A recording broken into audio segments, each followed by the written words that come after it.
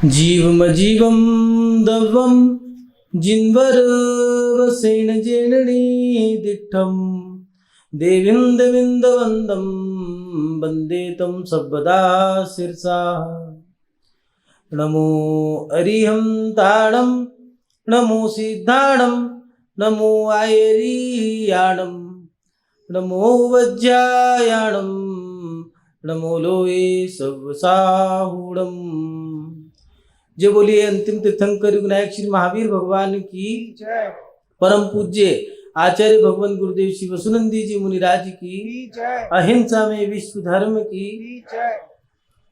परम पूज्य समण मुनि श्री सद्दानंद महाराज की जय।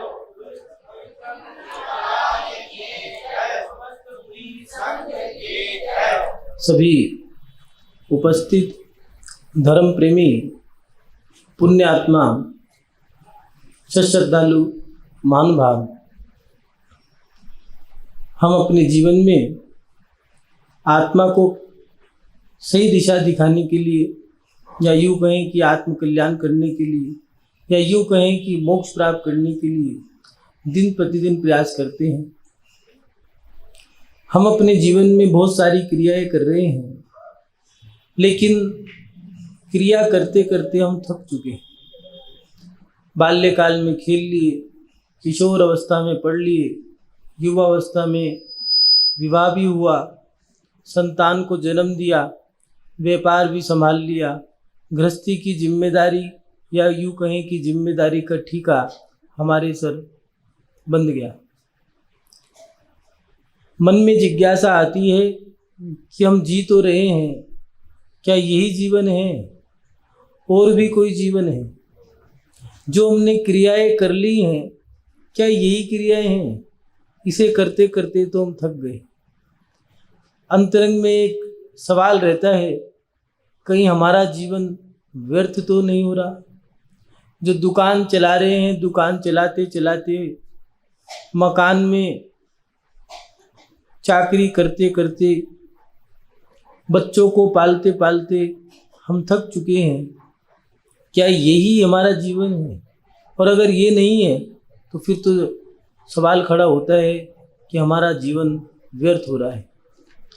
जीवन को सार्थक कैसे करें, एक सवाल खड़ा होता है। हमारा जीवन कहीं व्यर्थ तो नहीं हो रहा? इस बात में, इस सवाल के कारण कुछ लोग तो चिंतित रहते हैं, डिप्रेशन में ही चले जाते हैं, क्योंकि जीवन तो बेकार हो रहा है और दोबारा पुनः ये जीवन मिले या न मिले कोई गारंटी नहीं है। फिर हम अपने जीवन को सार्थक कैसे करें, ये एक सवाल खड़ा होता है। महानुभाव, जैन धर्म में हमारे आचार्यों ने हमारी हर जिज्ञासा का समाधान वक्त रहते किया है, और आज भी हम आचार्य भगवान के माध्यम से अपनी जिज्ञासा का समाधान करेंगे। कर्नाटक देश के कोले नाम के ग्राम में श्रीदेवी के पुत्र रहे माधव भट्ट, इनके पिता का नाम रहा। 5वीं-6वीं शताब्दी के बीच में इन्होंने जन्म लिया। बाल्यकाल का नाम इनका देवनंदी रहा। गूढ़ रहस्यमय ग्रंथों की रचना करी, इसलिए इनका नाम जिनेंद्र बुद्धि भी पड़ा, और देवों ने इनके चरणों की पूजा करी, इसलिए इनका नाम पूज्यपाद स्वामी भी रहा। महानुभाव, पूज्यपाद स्वामी जी ने पुष्प आयुर्वेद नाम का एक ग्रंथ लिखा था, जिससे उन्होंने एक रसायन बनाया। उस पुष्प आयुर्वेद में उन्होंने 1 नहीं 2 नहीं 18,000 पुष्पों का वर्णन किया। कौन कौन से पुष्प कहाँ कहाँ कैसे कैसे प्राप्त होंगे, उन्होंने सब जानकारी लिखी। यहाँ तक कि किस पुष्प को कैसे प्राप्त कर सकते हो, उसका मुहूर्त, नक्षत्र, दिन, वार, लगन, योग सब बताया। कौन से नगर, कस्बे, ग्राम, पतन, दौड़, मुख, करवट, महानगर, पहाड़ पे, खाई में, कितनी ऊंचाई में, गहराई में, कैसे किस पुष्प को प्राप्त करना है, कौन पुष्प कहाँ पर मिलेगा, किस पुष्प का कैसा रंग होगा, ये सब उन्होंने उसमें वर्णन किया। और उन्हीं पुष्पों के माध्यम से उन्होंने एक लेप बनाया, और उस लेप को बना करके वो अपने पैरों में लगाकर विदेश क्षेत्र की यात्रा करने के लिए गए। आचार्य कुंदकुम स्वामी तो आकाश में उड़ कर के गए, लेकिन आचार्य पूजपाद स्वामी जी के बारे में आता है वो रसायन के माध्यम से आकाश में चल कर के विदेश क्षेत्र की यात्रा करने गए और सिमंदर स्वामी के दर्शन करके जब पुनः लौट के आए तो यहाँ पर आकर के जब साधना कर रहे थे तो देवों ने आकर के उनके चरणों की पूजा करी। चरण को पाद भी कहा है और पूजा तो पूजा ही है, इसलिए उनका नाम उसी समय से पूजपाद स्वामी रहा। महानुभाव पूजपाद स्वामी ने कई ग्रंथों की रचना करी है, तत्वार सूत्र टीका भी लिखी। इष्टोपदेश नाम का इनका प्रचलन में रहने वाला एक ग्रंथ रहा। आचार्य पूजपाद स्वामी जी ने इष्टोपदेश में हमारी इस जिज्ञासा का समाधान 5वीं शताब्दी में ही कर दिया। आचार्य पूजपाद स्वामी जी लिख रहे हैं गाथा नंबर 9 में कि दिग्देश में खगा इत्ते सब वसंती नगे नगे स्व स्व कार्य वशा ध्यानती देशे दीक्षु प्रगे। गाथा नंबर 9 इष्टोपदेश में आचार्य पूजपाद स्वामी जी लिख रहे हैं कि जैसे वृक्ष वृक्ष दिशाओं और देशों से आकर पक्षी संध्या के समय ठहर जाते हैं तथा प्रातःकाल अपने अपने कार्य के वश से भिन्न भिन्न दशों दिशाओं में उड़कर चले जाते हैं और फिर पुनः संध्या काल तक लौट करके आ जाते हैं और सभी दिशाओं में भ्रमण करके वो लौट आते हैं। रात्रि में विश्राम करते हैं और फिर पुनः उठ करके दशों दिशाओं में भ्रमण करते हैं। उत्तर दक्षिण पूर्व पश्चिम ईशान आग्नेय नैऋत्य बाह्य अधो उधो ऐसी 10 दिशाओं का वर्णन किया है। आप देखते होंगे प्रातःकाल पक्षी वृक्षों से उड़ कर के आवाज़ करते हैं, चहकते हैं और उड़ना शुरू करते हैं। कोई इधर जाता है, कोई इधर जाता है, कोई इधर जाता है, कहाँ जाता है दिशा भी नहीं पता लग पाए। लेकिन आचार्य भगवान ने लिखा कि वो पक्षी उठ कर के अपने दाना चुग्गा तिनका इत्यादि को खोजने के लिए, मौज मस्ती के लिए या बच्चों के लालन पालन के लिए उड़ कर के जाते हैं और पुनः शाम तक ये क्रिया करते करते लौट आते हैं। रात्रि में अपना घोंसले में समय गुजारते हैं और पुनः फिर प्रातःकाल होकर के उठ कर के वह सब फिर दौड़ लगाते फिर उड़ते हैं। लिख रहे हैं कहीं ऐसा तो नहीं उन पक्षियों की तरह हम भी ऐसे ही कर रहे हैं। पक्षियों ने दाना तिनका इकट्ठा किया, हम भी सुबह उठ कर के बस चलो जल्दी से चलो, अब दुकान का समय हो गया, जल्दी करो दुकान जाना है, 11 बज गई, जल्दी करो दुकान सजाओ, फिर करो जल्दी करो ग्राहक आने का समय हो गया है, दोपहर हो गई तो खाने का समय हो गया है और उस समय कोई ग्राहक आ गया तो वो खाना भी गया। अब तो शाम हो गई, फिर अब शाम का समय है, ग्राहक आने का समय हो गया, जल्दी करो। रात्रि में दुकान बंद करने का समय है, भागो। क्यों? क्योंकि घर पे जो बच्चे हैं उनको भी समय देना है। कुछ लोग तो भागा दौड़ी करके भी घर पहुंचते हैं तो देखते हैं ये क्या, बच्चे तो सो गए। सुबह उठे तो पता चला बच्चे स्कूल चले गए। जिनके लिए कमा रहे थे उनको जीवन भर देख भी नहीं पाए, उनके साथ खेल ही नहीं पाए। बच्चे बड़े हो गए, वो हॉस्टल चले गए, हम उनके लिए अब कमा रहे हैं, उनके लिए भेज देते हैं पैसा उनके पास। लेकिन जब वो पढ़ लिख करके लौट के आते हैं, पढ़ते पढ़ते ही पराए हो जाते हैं। हम इंतज़ार करते रहते हैं, आँखों में आंसू और उनके सिवा कुछ नहीं रहता। कहीं ऐसा तो नहीं हम भी उन पक्षियों की तरह ही जी रहे हो? वो दाना तिनका इकट्ठा कर रहे थे और हम पैसे इकट्ठे कर रहे हैं। उन्होंने घोंसला बनाया, हमने मकान बना लिया। उन्होंने उड़ान भरी, हमने दौड़ लगाई। उन्होंने बच्चों को उड़ाना सिखाया, हमने बच्चों को पढ़ना लिखना खेलना कूदना उनके पैरों पे खड़ा करना सिखाया। वो बच्चों को पढ़ा लिखा करके हम लोगों ने उनकी शादी कर दी और उनको जीवन सौंप दिया।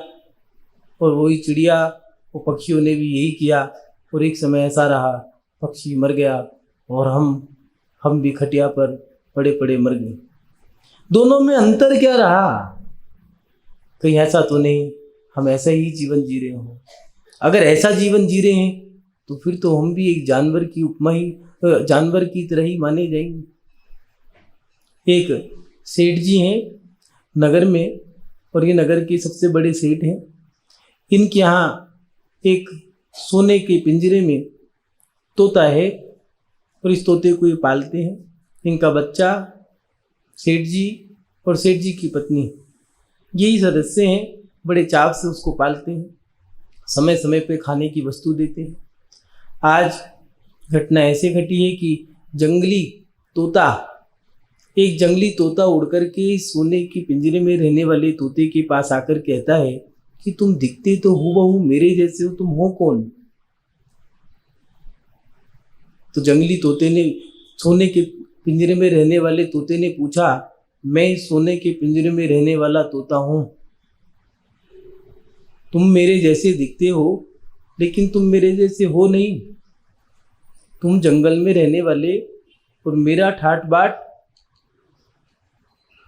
मैं जो चाहूँ वो खा सकता हूँ, मैं बोलता हूँ तो लोग हंसते हैं, मेरे साथ बोलने के लिए आते हैं, खेलने के लिए, खिलाने के लिए आते हैं। तुम जंगल में रहने वाले हो, तुम सुरक्षित नहीं हो। तो वो जंगली तोता कहता है, वाह, तू तो अपने इन ऐशो आराम में यही भूल गया कि तूने अपनी जिंदगी किसी और को सौंप दी। तू अपनी मर्जी का मालिक नहीं है। उसने कहा, नहीं, मैं चाहूँ तो मैं हंस सकता हूँ, सो सकता हूँ, बोल सकता हूँ। उसने कहा, नहीं, ये जो लोग हैं कि तू बोल रहा है, उनके साथ खेल रहा है, इसलिए तुझे खिलाते हैं। अगर विश्वास नहीं होता तो उनकी बातों का जवाब देना बंद कर दे। जंगली तोता ये कह के उड़ गया। इतने में सेठ जी का बच्चा आया और उसने तोते से बात करनी चाहिए। तोता कुछ नहीं बोला। उसने कहा, मैं कोई गुलाम थोड़ी ना। सेठ जी के बच्चे ने लोहे की एक सलाख ली और जो तोता है उसकी गर्दन पर मारना शुरू कर दिया। बोल मेरे से। वो नहीं बोला। उसकी गर्दन पे घाव हो गया। वो एक कोने में जाकर के बैठ गया। लेकिन सेठ जी के बेटे ने उस सलाख को लेकर के उसकी सीने पर वार किया। ये कुछ बोले मेरे से, बोल, मैं कह रहा हूँ बोल। तोते ने कहा, नहीं, मैं गुलाम नहीं हूँ। उसने फिर मारना शुरू कर दिया। घाव बढ़ता चला गया, सीने पे भी घाव हो गया। तोते के प्राण चले गए। जंगली तोता आया, देखता है पिंजरे का दरवाजा खुला है, उसमें तोता नहीं है। उसने बात नहीं मानी, इसलिए उसको मार दिया गया। हमारे साथ भी यही होता है कि हम अगर अपने परिवार के सदस्यों की मानते हैं, जो वो कह रहे हैं अगर हम वो ही करें तो हम उनके प्रिय हैं। कमा के ला रहे हैं तो हम अच्छे हैं। अगर हम कमा के ना लाए तो हमें निठल्ला कहा जाता है। अगर हम नहीं पढ़ते हैं तो हमें अच्छी नौकरी नहीं मिलेगी। पढ़ो, क्योंकि नौकरी अच्छी मिलेगी। पढ़ना है क्यों? डिग्री प्राप्त करो, शादी अच्छी होगी। हम कमा के ला रहे हैं इसलिए हमारी इज्जत है। हम बढ़िया से बढ़िया पकवान बनाना जानते हैं इसलिए हमारा सम्मान है। हम अच्छा बोलते हैं इसलिए हम अच्छे हैं। अगर साधु भी बोलना बंद कर दे और ऐसे बैठ जाए हाथ पे हाथ रख के, तो वो कहते हैं, महाराज जी मन नहीं लगता। आप बोलो, हंसाओ, बुलाओ, कुछ तो करो। कुछ करोगे तो अच्छे हैं, नहीं तो भैया साधु भी बोलते नहीं, अच्छे नहीं है। हमारा स्वार्थ सिद्ध हो जाए तो व्यक्ति बढ़िया है, नहीं तो किसी काम का। जंगली तोता देख रहा है तो सेठ जी ने कहा, बेटा इसे गुलेल से मार दे। इसने हमारे तोते को मार दिया। तभी तोते की आत्मा आई और उसने कहा, इसने मारा नहीं है, इसने तो मुर्दे को जिंदा कर दिया और गुलाम को आजाद कर दिया। महानुभाव, कहीं ऐसा तो नहीं हम भी गुलाम बन गए। कहीं ऐसा तो नहीं हम भी मुर्दे की तरह जी रहे हों।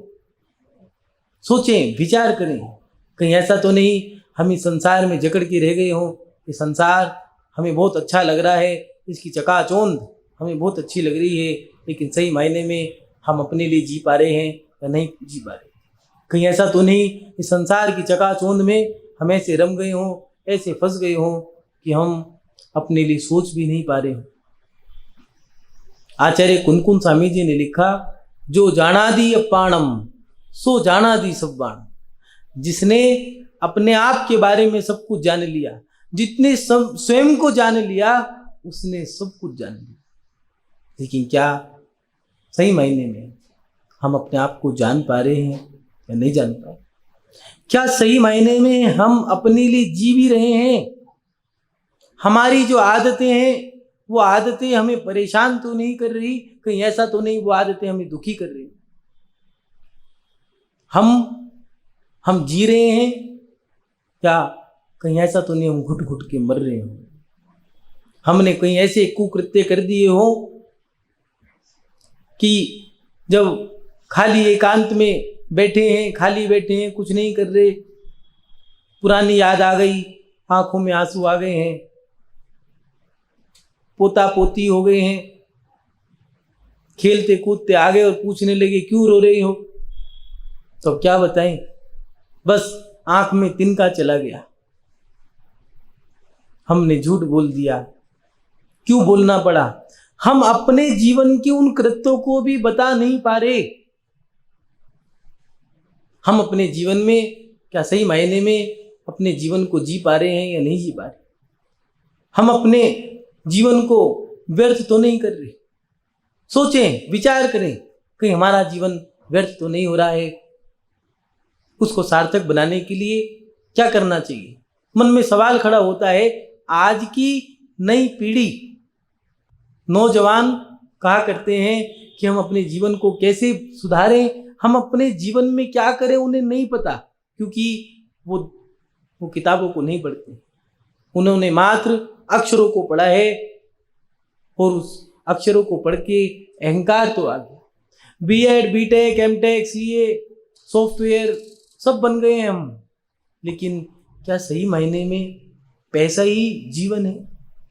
क्या सही मायने में कमाना ही जीवन है? इससे आगे भी होगा।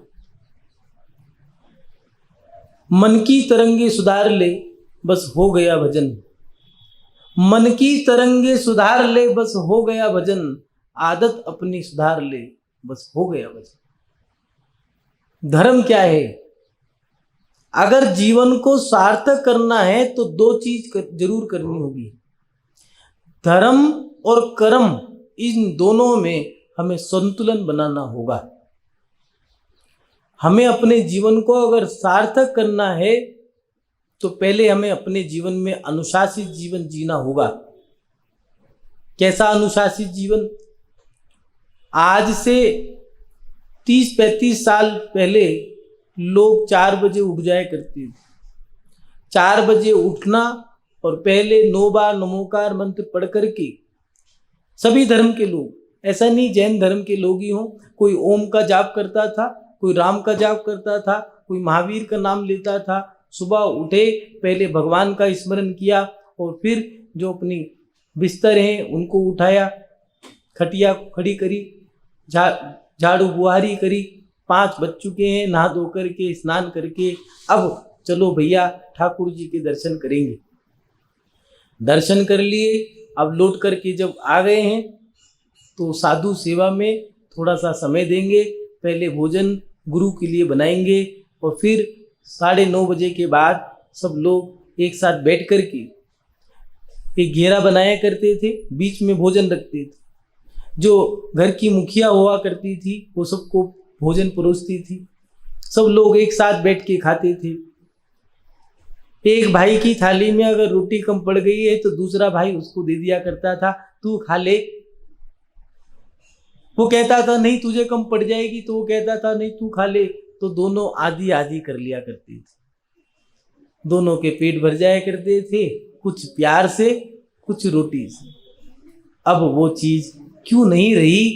क्या कारण है? हमने जो संसार का और धर्म का संतुलन था वो बिगाड़ दिया। थोड़ा धर्म थोड़ा कर्म, हमें ये दोनों करने होंगे।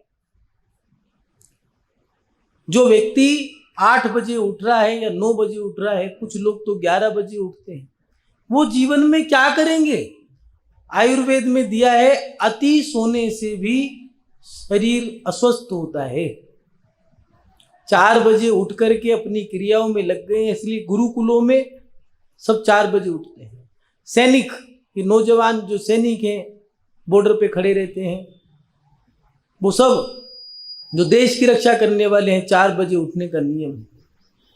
साधु 4 बजे उठ जाते, और कुछ साधु तो 3 बजे उठ जाते हैं।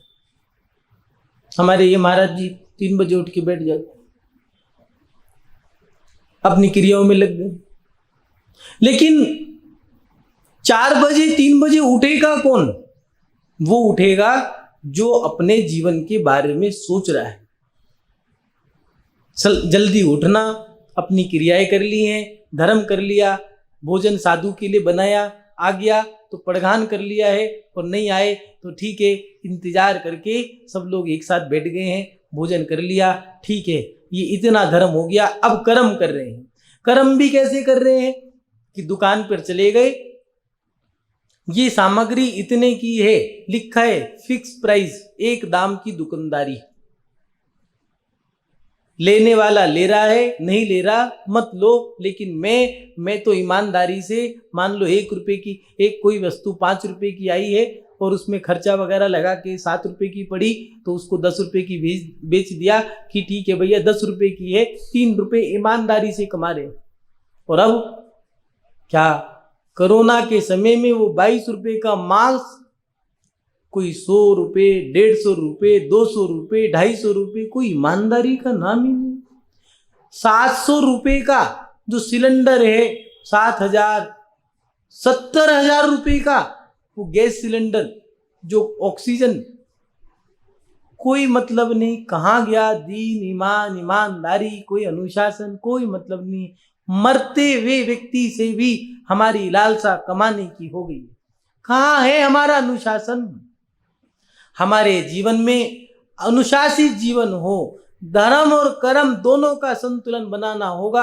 आचार्य चारी चकोती श्री शांति सागर जी जब गृहस्थ अवस्था में दुकान पर बैठते थे तो उस पर लिखा था, रेट लिखा है, जिस कपड़े को आपको लेना है उस कपड़े को निकाल करके उतना कपड़ा काट कर ले जाओ और जो पैसा बनता हो गल्ले में डाल देना। सब पे रेट लिखा है। ये पर्ची गल्ले पे रखा करते थे और समय के समय समय कर रहे हैं। लोग आ रहे हैं, ले जा रहे हैं। किसी ने पूछ लिया, भैया ये तो घाटा हो गया तो क्या कर लोगे? उन्होंने क्या जवाब दिया? कहने लगे कि भैया पैसा ही तो लेके जाएगा, मेरे 4 उंगल का नसीब थोड़ी ना लेके जाए। सोचें कि ऐसी निर्लिप्तता हमारे अंदर है। कितना अनुशासित जीवन है कि दुकान पर बैठ कर के भी सामायिक नहीं छोड़ रहे। सामायिक का समय सामायिक करना। हमारे आचार्यों ने संतुलन बनाने के लिए दोनों चीज दी है, देव पूजा, गुरु उपासती, संयम। 6 आवश्यक क्रिया जो है। सुबह उठ करके 4 बजे उठ गए तो जिन पे आप सोए थे उन बिस्तरों को पहले हटाओ। ऐसा नहीं है, अब तो परंपराएं बदल गई। नहीं तो पहले तो ये था, जो चद्दर ओढ़ता, जिस पे बैठते, जिस पे लेटते, स्वयं उठानी है, स्वयं ही उसको हटाना है। अब तो उठाने वाला अलग है, बिछाने वाला अलग है और सोने वाला अलग है। क्यों भैया? और उसका नुकसान क्या है? अब आपको अपने लिए जो एक व्यक्ति रखा है उसकी जो तनख्वाह है 10,000, 20,000 जो भी है, 15,000, अब उसका और कमाओ। पहले अपने बर्तन भोजन करने के बाद उठा करके रखते थे, मांजते भी थे, अपने आप ही धो दिया करते थे। अब बर्तन मांजने वाला अलग रखना पड़ रहा है, 15,000 उसके कमाओ। अपना खर्चा 30,000 का, नौकर की तनख्वाह 30,000 की अलग से कमाओ। परिवार का खर्चा 30,000 का है, नौकर का खर्चा 2 नौकर रख लिए तो 30,000 उनको दो, टोटल हो गया 60,000। अब 60,000 की नौकरी भी छोटी पड़ रही है। पहले 10,000 की नौकरी में भी गुजारा हो जाया करता है। कारण हम दुखी नहीं हैं, हमने अपने आप को स्वयं दुखी कर लिया है, हमने अपने अनुशासनों को तोड़ दिया। सुबह उठ करके अपना काम स्वयं करना, गांधी जी ने भी ये लिखा, अपना काम स्वयं करो। जितना काम स्वयं करोगे शरीर चलेगा, रोग नहीं आएगा, खर्चा बचेगा, प्रशंसनीय बनोगे, प्रेम बढ़ेगा, आपस में एकता रहेगी, जुड़ाव रहेगा। अपने आचार्यों ने जो लिखा है बिल्कुल सटीक है। हमें अनुशासित भी होना होगा। सुबह उठे, नहा धो करके शुद्ध वस्त्र पहन के मंदिर चले गए, आकर के साधु के लिए जो भोजन बनाया था आ गए हैं, ठीक है। नहीं तो 9:30 बजे तक वो, पहले तो ये हुआ करता था, वो बूढ़े हों, बुजुर्ग हों, बच्चे हों, मुंह में पानी भी नहीं रखते थे कि अभी हमारे गुरु ने भोजन नहीं करा है, हम कैसे खा ले। और फिर 9:30 10 बज जाया करते थे, तो जो घर की गृहिणी होती थी वो तो 11 बजे तक भोजन नहीं करती थी। क्यों? क्योंकि अभी गुरु चौके में भोजन कर रहे होंगे, उनके करते हुए हम कैसे कर लें। और सब लोग भोजन जब कर लिया करते थे तो व्यापार करते थे, ईमानदारी से व्यापार करते थे। और फिर दोपहर के समय में ग्राहक नहीं आते तो ठीक है, सामायिक का समय है, सामायिक कर लेते हैं, आए तो ठीक, ना आए तो ठीक, शाम को अपना दुकानदारी कर ली है। जब घर गए, रात को दुकानदारी नहीं होती थी। अभी भी कई गांव देहात ऐसे हैं जहां पर रात को दुकानें नहीं खुलती हैं। यही क्षेत्र है अपना पारसनाथ भगवान का क्षेत्र है जहाँ पर उपसर्ग हुआ। यही क्षेत्र रामनगर यूपी में पड़ता है। आज भी वहाँ पर दिन ढलने के बाद सुई की नोक की जितनी सामग्री नहीं मिलती, दुकानें सब बंद हैं और व्यक्ति सब खुश हैं। और हम लोग भागा दौड़ी में लगे हैं, कमाए जाओ, इकट्ठा कर लो। एक मकान बन गया है तो दूसरा ले लो, एक में गुजारा हो रहा है तो चलो एक प्लॉट लेके डाल दो। नौकर के पास साइकिल है, पत्नी के पास स्कूटी है, बच्चों के पास स्कूटी है, स्वयं के पास कार है, फिर भी मन में आ सकती है अब सब तो हो गया, अब एक काम करो, इसमें ही क्वालिटी बढ़ाती जाओ। सेंट्रो से वैगनार ले लो, वैगनार से इको ले लो, इको से होंडा सिटी ले लो, होंडा सिटी से 25 की शिप्रा आ रही है, शिप्रा ले लो, नहीं तो वर्षा ले लो, 15 लाख की 25 लाख की ले लो। उसी में हम बढ़ाए जा रहे हैं और अपने आप को परेशान और दुखी करते जा रहे हैं। पहले शादी हुआ करती थी तो भोग में कम लगाते थे, मंदिर के अंदर जाकर के तो शादी हुआ करती थी। पूजा सुबह उठ कर के पहले अभिषेक, शांति धारा, पूजा विधान, हवन जो हुआ था, हवन के समय में फेरे हो जाया करते थे। गरीबों को भोजन, और जो अतिथि आए हैं, बाराती आए थे, उनका सम्मान करते थे घराती लोग, और सबको दान दे करके वो विवाह हुआ करता था। और विवाह होने के बाद दोनों लड़का और लड़की दोनों मिलकर के मंदिर के लिए और साधु गुरुकुल के लिए कुछ दान निकाला करते। लेकिन हमने सारे अनुशासनों को खत्म कर दिया। अब तो बस भोग विलासता, जो मन में आए वो लासता, जो मन में आए वो नाचता, जो मन में आए वो कर ले, कोई मतलब नहीं होता। हमें अपने जीवन को अनुशासित भी करना होगा, धर्म और कर्म दोनों में संतुलन बनाना होगा। हमारी 6 आवश्यक क्रियाएं, शादी करो कोई बात नहीं, संसार में फंसना बड़ा आसान है, लेकिन संसार से निकलना बड़ा कठिन काम है, दुर्लभ है। इसीलिए आचार्य भगवंत ने लिखा 6 आवश्यक क्रियाएं, उनका हमें संतुलन बनाना। सुबह अभिषेक पूजा, उसके बाद गुरु सेवा, दोपहर को स्वाध्याय, फिर संयम। अपने जीवन को थोड़ा संयमित भी करना होगा। जरा सी गर्मी लगी नहीं, एसी चला दिया, कूलर चला लिया, भूख लगी नहीं, जब मन में आए खा लिया, नहीं भैया, हमें थोड़ा सा कंट्रोल भी करना होगा, अपनी क्रियाओं को अनुशासित भी करना होगा। भोजन सुबह और शाम 2 टाइम करेंगे, दिन से कर लो, तुम खाओ, खूब खाओ, एक बार में तुम 80 रोटी खाओ।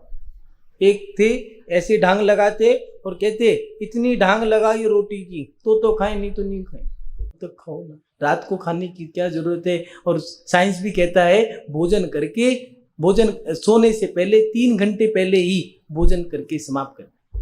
कुल्ला करके अपना थोड़ा भ्रमण कर लिया है, आपने जो क्रियाएं कर ली है, मंदिर शाम को पुनः मंदिर चले गए और लौट कर आकर के आपने अपनी क्रिया कर ली है, समय कर लिया, अब सो जाओ। तो चलने फिरने से जो भोजन किया तो वो पच गया, आप सो करके आपका दिन ये पूरा हो गया। इसमें थोड़ा सा बुराइयों का त्याग करना, इच्छा निरोधो तपा, इच्छाओं का निरोध करना ये तप है।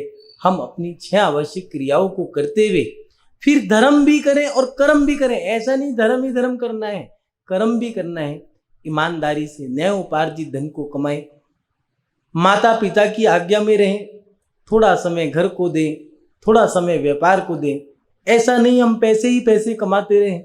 जिन संतान को हमने जन्म दिया है उनके लिए भी हमें समय देना होगा, और जिन्होंने हमें जन्म दिया उन माता पिता के लिए भी हमें समय निकालना होगा। समाज में भी थोड़ा हमें समय देना होगा, तब जाकर के हम अपने जीवन को सार्थक कर सकते हैं। महानुभाव, हम अपने जीवन को कहीं व्यर्थ तो नहीं कर दे, ये मन में जिज्ञासा रहती है। और अपने जीवन को अगर हमें सार्थक करना है, व्यर्थ नहीं करना, तो उसके लिए दिया है कि हम अपने जीवन में अनुपात बनाएं, संतुलन बनाएं। धर्म और कर्म इन दोनों को करना होगा।